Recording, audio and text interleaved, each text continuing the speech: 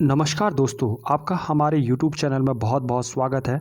जैसा कि आपने थंबनेल देख ही लिया होगा, तो आज हम लोग इसमें बात करने वाले हैं how to write a good essay. आप एक अच्छा ऐसे किस तरह लिख सकते हैं और कम समय में प्रिपरेशन करने के साथ साथ आप अच्छे मार्क्स गेन कर सकते हैं।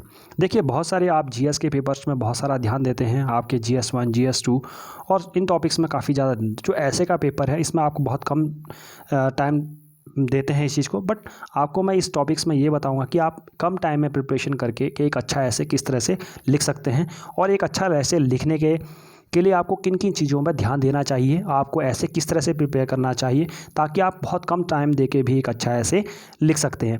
जो इसमें मैंने मेथड्स अप्लाई कर रखी हैं, जो इसमें आपको पॉइंट्स बता रखे हैं, ये बहुत सारे टॉपर्स की मैंने आंसर राइटिंग जो ऐसे आंसर राइटिंग होती है उसको एनालाइज किया है और उसमें से कुछ पॉइंट्स मैंने जो अच्छे पॉइंट्स हैं उनको मैंने इसमें इंक्लूड किया है ताकि आप एक कम टाइम में एक अच्छा ऐसे लिख सकें और अच्छे मार्क्स गेन करें। चलिए शुरुआत करते हैं। सबसे पहले मैं आपको बता देता हूं कि ऐसे का पेपर में किस तरह से क्वेश्चंस आते हैं, उसके बारे में बढ़ते हैं। ऐसे का जो पेपर है वो आपके दो पार्ट्स में डिवाइडेड रहता है, section A and section B में।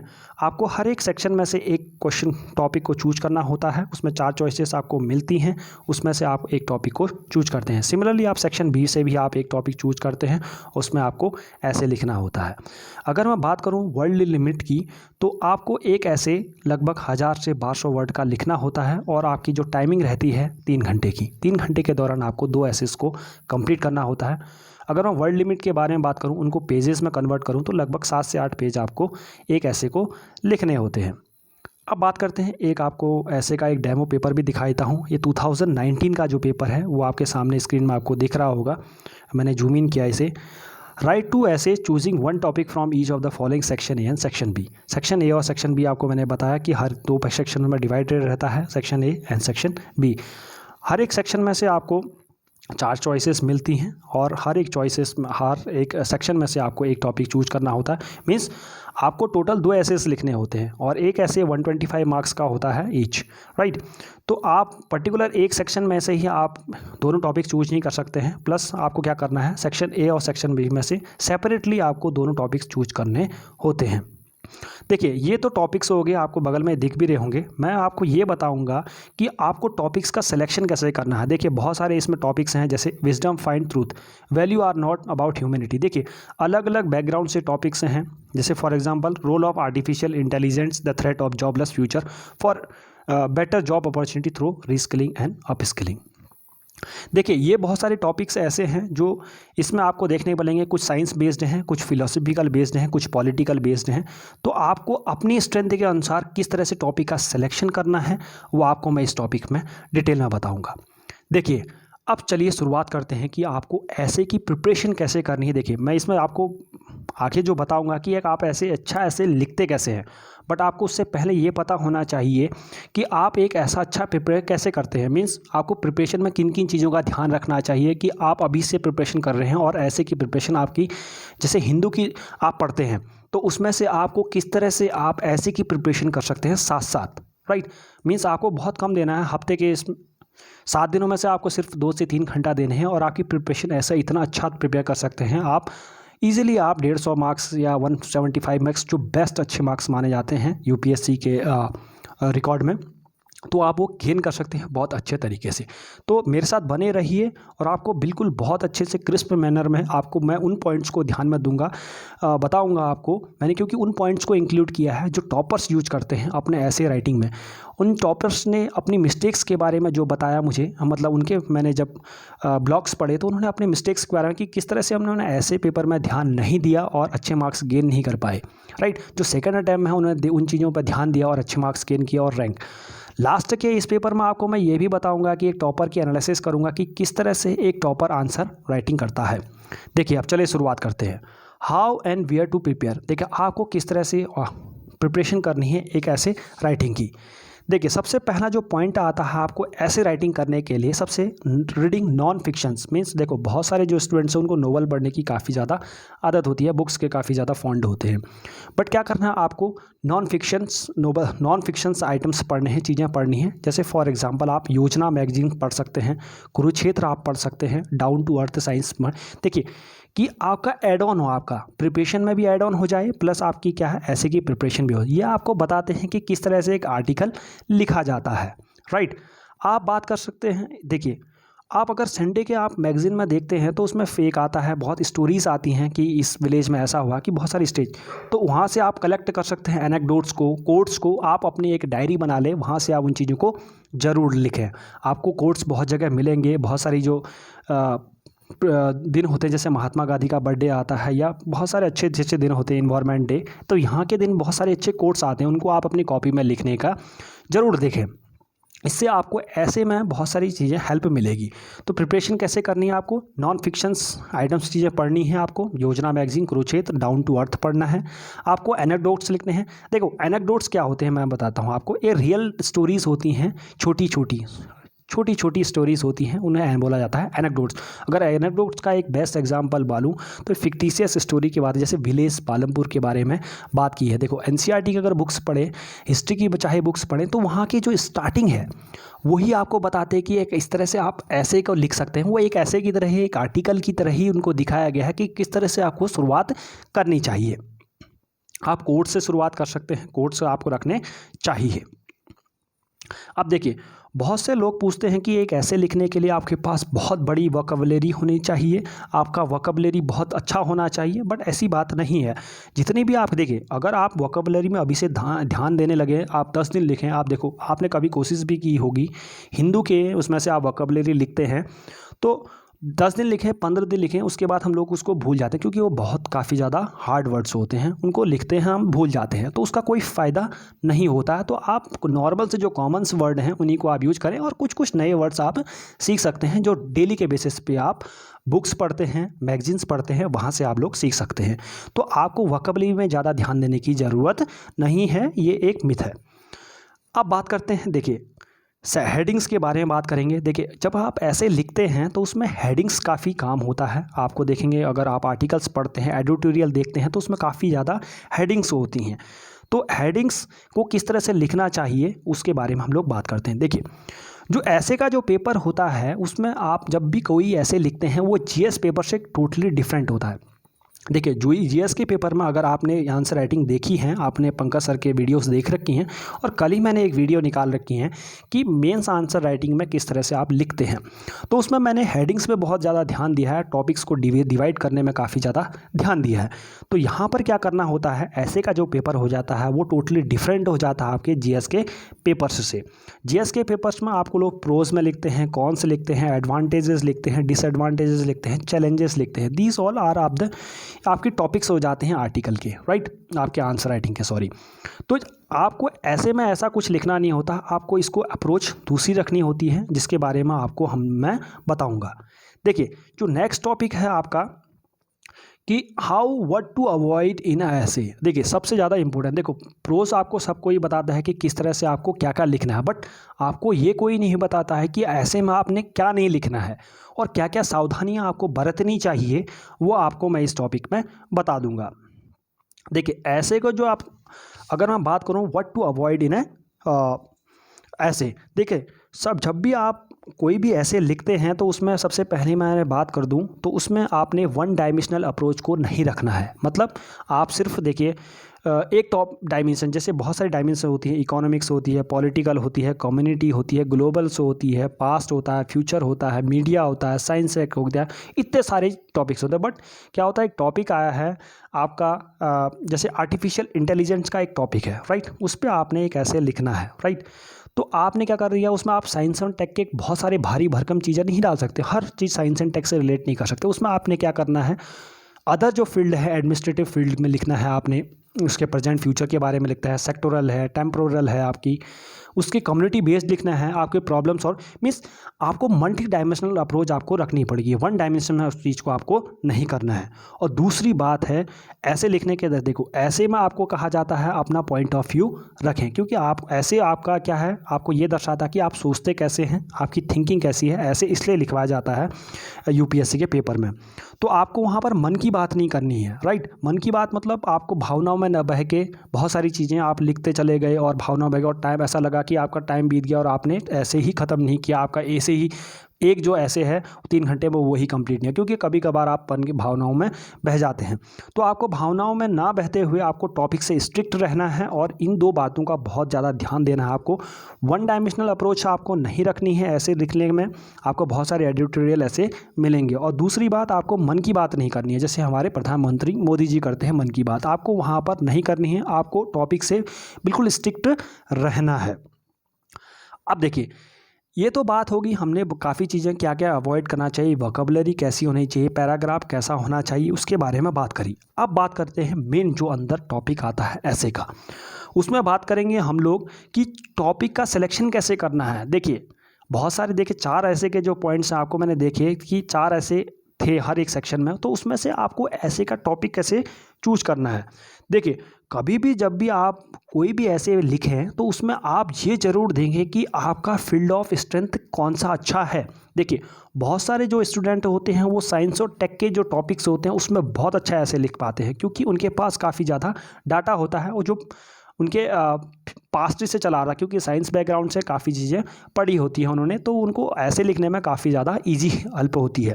तो आप भी उन टॉपिक्स को चूज करें जिसमें आपकी स्ट्रेंथ अच्छी है। किसी को फिलॉसफी अच्छी होती है, फिलॉसफिकल टॉपिक्स काफ़ी अच्छा लिखते हैं ऐसे, तो वो फिलॉसफी चूज करेंगे। तो मीन्स जो सिलेक्शन ऑफ टॉपिक है वो आपका खुद की बेस्ड स्ट्रेंथ होना चाहिए। आपकी जिस पे स्ट्रेंथ है आप वही टॉपिक्स चूज करें।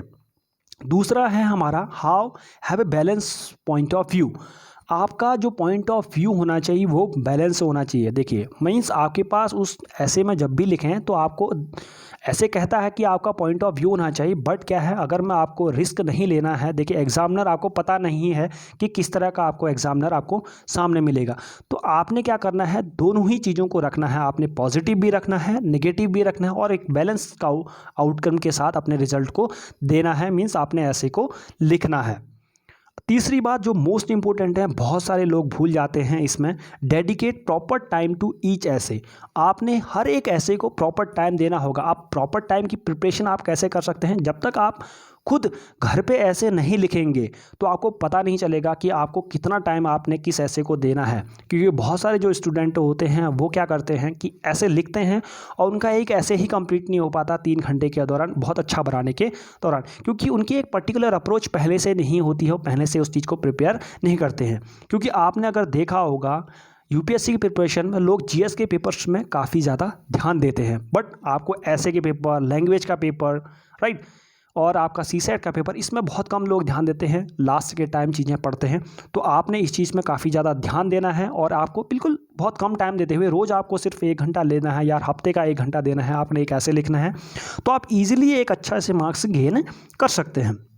अब देखिए ये सारी चीज़ें हो गई। अब हम बात करेंगे ट्रांजिशन कैसे करना। देखिए आप ऐसे के दौरान आपको कभी भी जीएस में मेंस आंसर राइटिंग में आप लिखते हैं तो उसमें आपको ट्रांजिशन पैराग्राफ लिखते हैं, उसमें आपको पॉइंट, कुछ बच्चे पैराग्राफ में लिखना पसंद करते हैं तो कुछ आपको पॉइंट्स फॉर्म में लिखना पसंद करते हैं।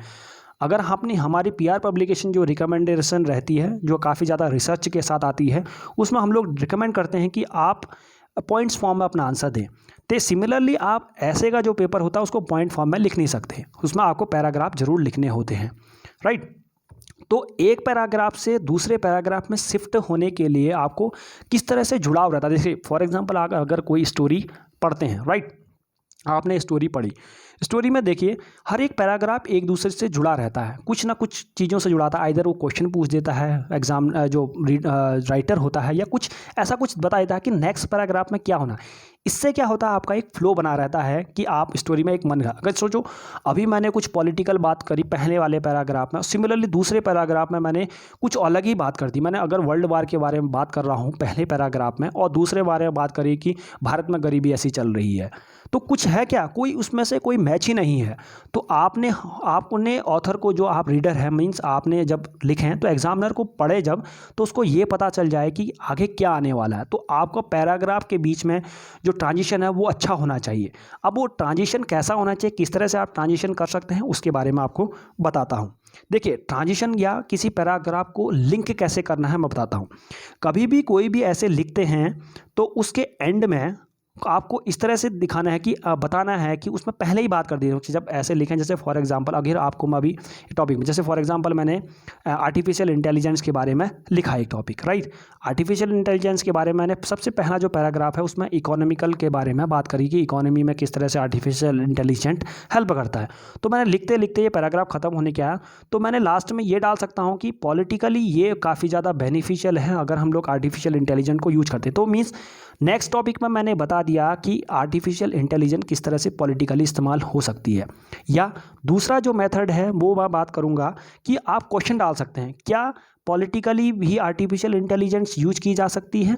तो जैसे आपने क्वेश्चन डाला था कि ऑथर को पता चल गया, रीडर है उसको पता चल गया कि जो नेक्स्ट पैराग्राफ है उसमें जो राइटर है उसने पॉलिटिकल्स या किसी इन्वायरमेंटल चीज़ की बात, मीन्स आपने पहले ही मेंशन कर दिया। तो दो तरीके आपके पास हो गए, पैराग्राफ के एंड में आप लिख सकते हैं कि उसके बारे में नेक्स्ट टॉपिक्स, नेक्स्ट जो पैराग्राफ है उसमें क्या लिखने वाले हैं। दूसरा आप क्वेश्चन पूछ सकते हैं, उस टर्म में भी लिख सकते हैं। इसके बारे में आपको मैं लास्ट में आपको एक जो टॉपर्स राइटिंग्स है, ऐसे राइटिंग को किस तरह से टॉपर्स लिखते हैं उसके बारे में आपको बताऊंगा, तो उस टाइम आपको देखने को जरूर मिलेगा। तो आप अंत तक बने रहें और देखें कि एक टॉपर का जो आंसर राइटिंग किस तरह से होती है, राइट। तो मैं आपको पूरा दिखाऊंगा कि आप टॉपर ने किस तरह से हर एक पैराग्राफ को एक दूसरे के साथ जोड़ रखा है। जो चीज़ें मैंने अभी बोली हैं वो सारी चीज़ें आपको देखने को मिलेंगी। तो मीन्स आपने सिर्फ ये एक वीडियो देखनी है, आपकी ऐसे की पूरी प्रिपरेशन हो जाएगी। आपने सिर्फ इन पॉइंट्स को ध्यान देना है। अब बात करते हैं मेन ऐसे के बारे में, जो ऐसे आप लिखते हैं। हमने बहुत सारे चॉइस ऑफ सिलेक्शन हो गया, कर लिया सब चीज़। अब बात करते हैं ऐसे लिखना कैसे है। सबसे पहले कोई भी टॉपिक्स आप लिखते हैं, चाहे जीएस का पेपर हो या आप किसी भी एग्ज़ाम की प्रिपरेशन कर रहे हैं जिसमें रिटन में कुछ लिखा जाता है, तो उसमें इंट्रोडक्शन काफ़ी ज़्यादा इंपॉर्टेंट रोल अदा करता है, राइट। देखिए, आपके जीएस के पेपर में आप कभी भी इंट्रोडक्शन लिखते हैं तो वहाँ पर क्या होता है, आपको डेफिनेशन से स्टार्ट करते हैं, राइट। जैसे आपने अगर पिछला वाला मेरा वीडियो देखा तो हमने role of media in disaster management in India लिखा था। तो वहाँ पर डिजास्टर मैनेजमेंट की स्टार्टिंग मीन्स हमने डेफिनेशन से स्टार्ट किया। बट जब कभी आप ऐसे लिखें तो आप बिग नो, बहुत बड़ा नो, आप कभी भी डेफिनेशन के साथ स्टार्ट नहीं करेंगे। अगर आपको कुछ नहीं आ रहा है तब आप स्टार्ट कर सकते हैं कि आप डेफिनेशन से किसी भी टॉपिक को स्टार्ट करें। बट एक अच्छा ऐसे लिखने के लिए मैं तो रिकमेंड करूंगा, या जितने भी टॉपर्स की मैंने ऐसे की कॉपीज़ पढ़ी तो उसमें यह दिखा कि मैंने डेफिनेशन को उनकी अवॉइड किया है। आप कैसे कर सकते हैं, इसके अलावा फिर तो होना चाहिए ना आपके मन में आ रखा प्रश्न कि डेफिनेशन अगर यूज नहीं करेंगे तो क्या यूज करेंगे। हम यूज कर सकते हैं फिक्टिशियस इंसिडेंट, मीन्स एक कहानी। देखिए, अगर आप हिंदू का पढ़ते हैं, रोज़ संडे के दिन आता है एक स्टोरी आती है, तो उसमें पढ़ सकते हैं कि वहाँ एक फिक्टिशियस स्टूडेंट या एक रियल बेस स्टोरी जो एनेक्डोट रहता है, रियल लाइफ एनेक्डोट्स, वो दिखाए जाते हैं। वो लिखते कैसे हैं, तो उस चीज़ को आप ध्यान देखें, इनको नोट कर सकते हैं, आप इसका भी इस्तेमाल कर सकते हैं।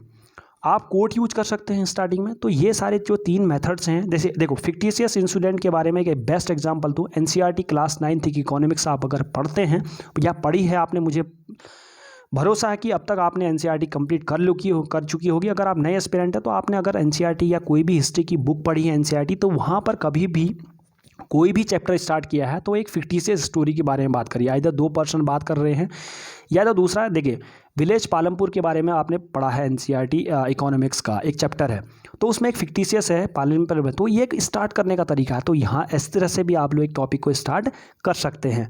रियल लाइफ एनेक्डोट से ले सकते हैं, मीन छोटी स्टोरी जो रियल लाइफ से होती हैं, लाइफ की चेंजिंग होती है। जैसे वीमेन एम्पावरमेंट पर लिखना है तो मैं लिख सकता हूँ बहुत सारे जो रियल लाइफ स्टोरीज हैं। जैसे आप जो स्टॉक्स देख सकते हैं तो वहाँ पर से आप उन टॉपिक्स को उठा सकते हैं। देखिए किस तरह से चीज़ों का रियल लाइफ स्टोरीज़ को आप यूज कर सकते हैं।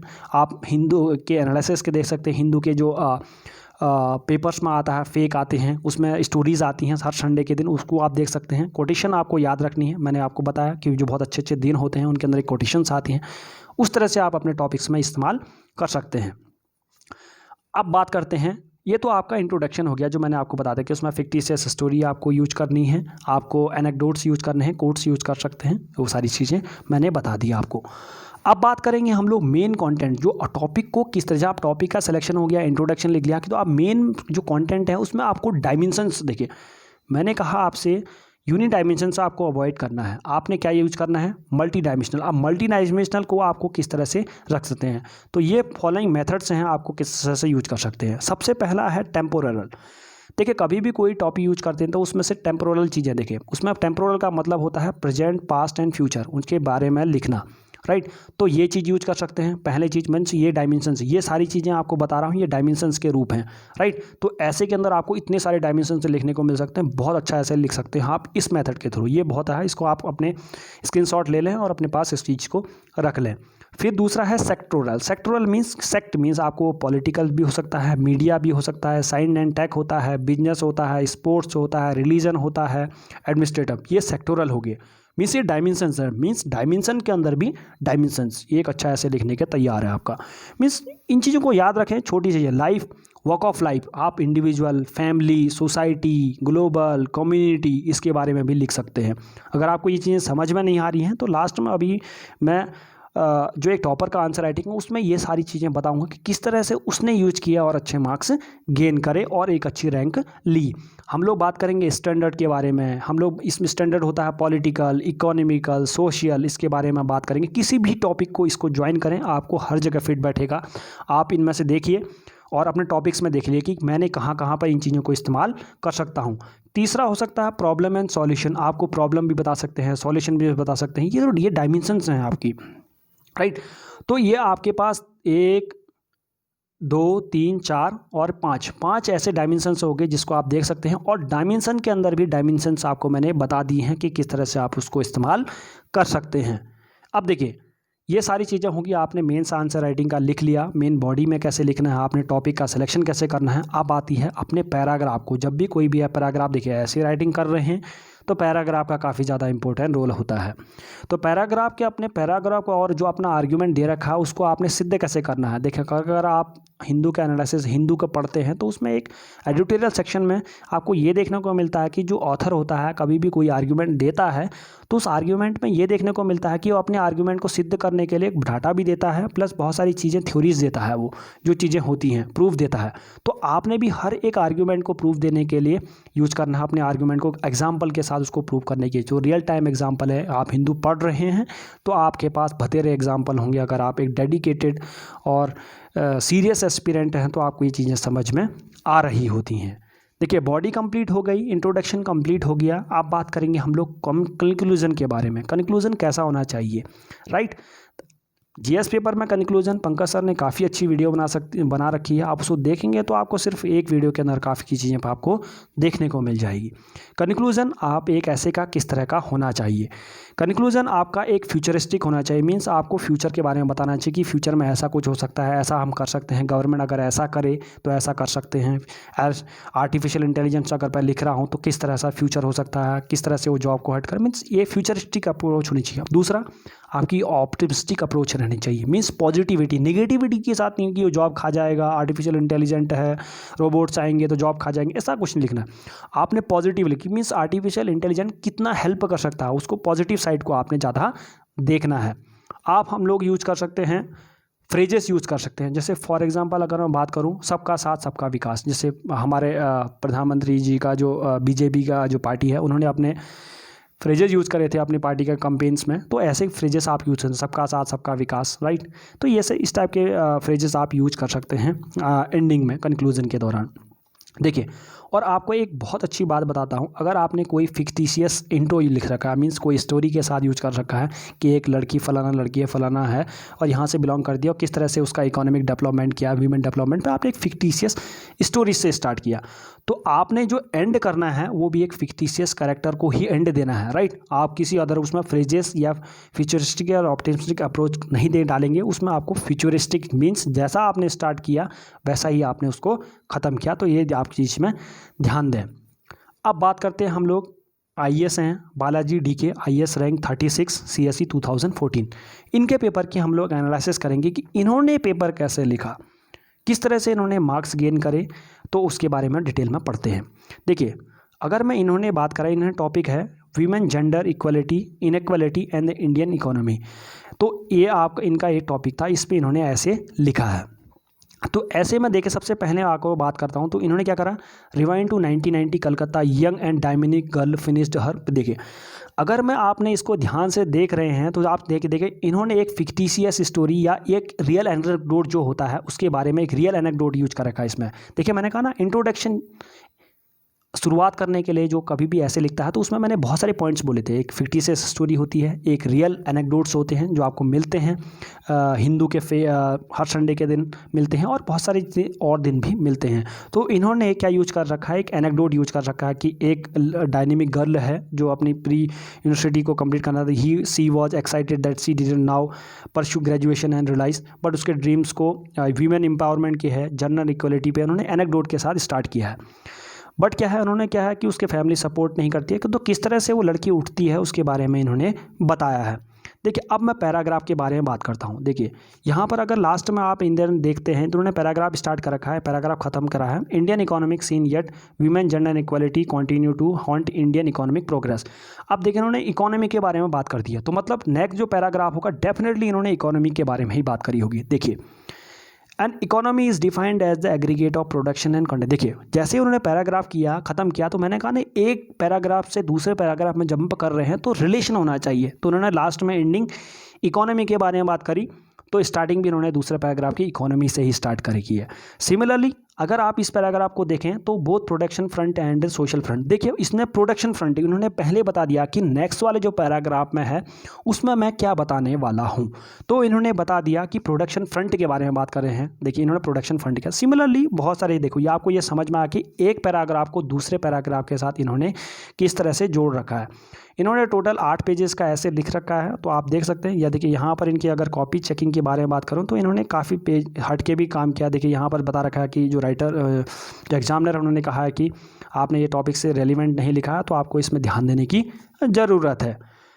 और यहाँ पर इनकी एंडिंग कुछ खास नहीं होती है, तो इन्होंने भी काफ़ी गलतियाँ कर रखी हैं, बट आप इन गलतियों को अवॉइड कर सकते हैं, राइट। तो इन्होंने लगभग इसमें जो ऐसे का पेपर है, इन्होंने इसमें 125 में से 70 मार्क्स गेन करे। इस सेम जो क्वेश्चन है इसमें गेन कर रखें, तो ये काफ़ी बहुत डिसेंट से हैं, बहुत अच्छे मार्क्स हैं। अगर आपको 120 मार्क्स से ऐसे के पेपर में अदर गेन कर रहे हैं तो आप डेफिनेटली एक बहुत अच्छा ऐसे लिख रहे हैं। और मेरे जो इन पॉइंट्स को मैंने जो एनालिसिस किया, बहुत सारे टॉपर्स की आंसर राइटिंग, उसके बाद इन पॉइंट को लाया, तो इसको देखने के बाद एक बहुत अच्छा ऐसे आप लिख सकते हैं। धन्यवाद, शुभ रात्रि, जय हिंद, जय भारत। आप PR पब्लिकेशन के साथ जुड़े रहने के लिए काफ़ी आपका बहुत बहुत धन्यवाद। आपके लिए मैं इन्हीं अच्छे अच्छे टॉपिक्स को लेता आऊँगा, आप हमारे साथ बने रहें और UPSC की प्रिपरेशन मन तन से करें। धन्यवाद, शुभ रात्रि।